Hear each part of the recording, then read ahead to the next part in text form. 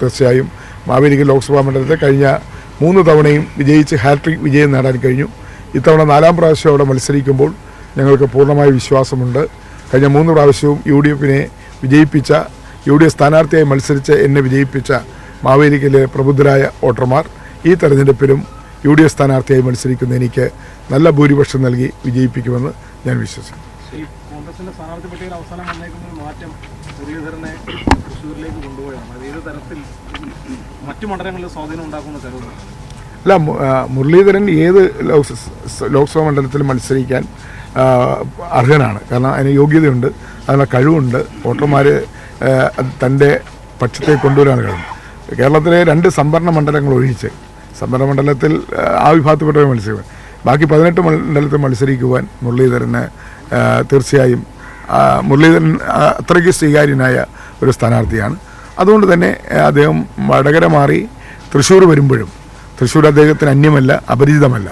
പരിചയമുള്ള അല്ലെങ്കിൽ അവിടെ ജനിച്ച് വളർന്ന ഒരാളെന്ന നിലയിൽ എല്ലാ പ്രദേശങ്ങളും അറിയാം, എല്ലാ വോട്ടർമാരെയും അറിയാം. അതുകൊണ്ട് മുരളീധരൻ തൃശ്ശൂരിൽ മത്സരിക്കുന്നത് തീർച്ചയായും UDFന് ഗുണം ചെയ്യും. അദ്ദേഹം അവിടെ വൻ ഭൂരിപക്ഷത്തിൽ ജയിക്കുമെന്നുള്ള കാര്യത്തിൽ സംശയമില്ല. PCC പ്രസിഡന്റ് മത്സരിക്കുന്നു, AICC സംഘടനാ ചുമതലയുള്ള ജനറൽ സെക്രട്ടറി മത്സരിക്കുന്നു, രാഹുൽ ഗാന്ധി മത്സരിക്കുന്നു, മറ്റൊരു വർക്കിംഗ് കമ്മിറ്റി അംഗമായ അങ്ങ് മത്സരിക്കുന്നു. നിങ്ങളെല്ലാവരും ഈ സംഘടന ചലിപ്പിക്കേണ്ട ആളുകൾ എല്ലാവരും മത്സരിക്കുമ്പോൾ അത് നിങ്ങളുടെ സംഘടനാ സംവിധാനത്തെ എങ്ങനെ ബാധിക്കുന്നു ഒരു പ്രശ്നം കൂടി അവിടെ നിൽക്കുന്നത്? ലോക്സഭാ തെരഞ്ഞെടുപ്പ് എന്ന് പറയുന്നത് ദേശീയ രാഷ്ട്രീയവുമായി ബന്ധപ്പെട്ട ഒരു തെരഞ്ഞെടുപ്പാണ്. ആ തെരഞ്ഞെടുപ്പിൽ മത്സരിക്കേണ്ടത് ദേശീയ നേതാക്കന്മാർ തന്നെയാണ്. അത് BJPയിലും മറ്റു പാർട്ടികളിലും ഒക്കെ തന്നെ പ്രധാനമന്ത്രി മത്സരിക്കുന്നു, ആഭ്യന്തരമന്ത്രി മത്സരിക്കുന്നു, അവരുടെ പാർട്ടി പ്രസിഡന്റ് മത്സരിക്കുന്നു, അവരുടെ സീനിയർ നേതാക്കൾ എല്ലാവരും മത്സരിക്കുന്നുണ്ടല്ലോ. അപ്പോൾ കോൺഗ്രസിനോട് മാത്രം അങ്ങനെ ചോദ്യം ചോദിക്കുന്നതിന് പ്രസക്തിയില്ല. അപ്പോൾ ഇന്ത്യയുടെ ഭരണചക്രം തിരിക്കുന്ന ഒരു തെരഞ്ഞെടുപ്പായതുകൊണ്ട് അതിന് അനുയോജ്യരായ സ്ഥാനാർത്ഥികളാണ് മത്സരിക്കേണ്ടത്. പ്രധാനമന്ത്രി സ്ഥാനവും കേന്ദ്രമന്ത്രിമാരാകേണ്ടവർ, സ്പീക്കറാകേണ്ടവർ, അല്ലെങ്കിൽ അങ്ങനെയുള്ള പദവികൾ വഹിക്കേണ്ടവരാണ് ഈ പാർലമെൻറ്റിലേക്ക് മത്സരിക്കേണ്ടവർ, പ്രത്യേകിച്ച് ലോക്സഭയിലേക്ക് മത്സരിക്കേണ്ടവർ. അപ്പോൾ തീർച്ചയായും ഇതൊരു പുതിയ കാര്യം. രാജീവ് ഗാന്ധി മത്സരിച്ചിട്ടുണ്ട്, സോണിയാഗാന്ധി മത്സരിച്ചു, നെഹ്റു മത്സരിച്ചിട്ടുണ്ട്, ഇന്ദിരാഗാന്ധി മത്സരിച്ചിട്ടുണ്ട്. അപ്പോൾ ഈ പാർലമെൻറ്റിലേക്ക് നടക്കുന്ന മത്സരങ്ങളിൽ ഈ നേതാക്കൾ ഈ പറഞ്ഞ കൂട്ടത്തിൽപ്പെട്ട നേതാക്കളാണ് മത്സരിക്കുക. അതുകൊണ്ട് താങ്കൾ ചോദിച്ച ചോദ്യം ഔട്ട് ഓഫ് ക്വസ്റ്റ്യനാണ്. അത് അങ്ങനെ ഒരു ക്വസ്റ്റ്യൻ ആ ഒരു ക്വസ്റ്റ്യൻ്റെ അടിസ്ഥാനത്തിൽ അല്ലെങ്കിൽ ആ ഒരു ചോദ്യത്തിൻ്റെ അടിസ്ഥാനത്തിൽ ഈ പറഞ്ഞവരെയൊക്കെ മാറി നിന്നാൽ ഈ രാജ്യത്തിന് ആരാ നേതൃത്വം നൽകുന്നത്? ഈ രാജ്യത്തിൻ്റെ ഭരണചക്രം ആരാതിരിക്കുന്നത്? അതുകൊണ്ട് ഈ നേതാക്കളൊക്കെ മത്സരിക്കേണ്ടത് അനിവാര്യമാണ്. അതുകൊണ്ടാണ് അവർ മത്സരിക്കുന്നത്. അതിൽ തെറ്റൊന്നുമില്ല. അത് നമ്മുടെ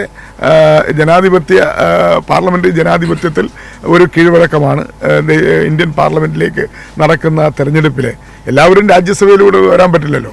അപ്പോൾ അതുകൊണ്ട് പാർലമെൻറ്റ് തെരഞ്ഞെടുപ്പിൽ ജനവിധി തേടുക എന്ന് പറയുന്നത് നമ്മുടെ പാർലമെൻ്ററി ജനാധിപത്യത്തിൻ്റെ അനിവാര്യമായ ഘടകമാണ്. അതുകൊണ്ട് എല്ലാവരും മത്സരിക്കുന്നു. അതുകൊണ്ട് കേരളത്തിൽ ഞങ്ങളൊക്കെ മത്സരിക്കുന്നതുകൊണ്ട് ഇവിടെ പാർട്ടി അനാഥമാകും അല്ലെങ്കിൽ മുന്നണി അനാഥമാകും എന്നുള്ള കാഴ്ചപ്പാട് ഞങ്ങൾക്കില്ല.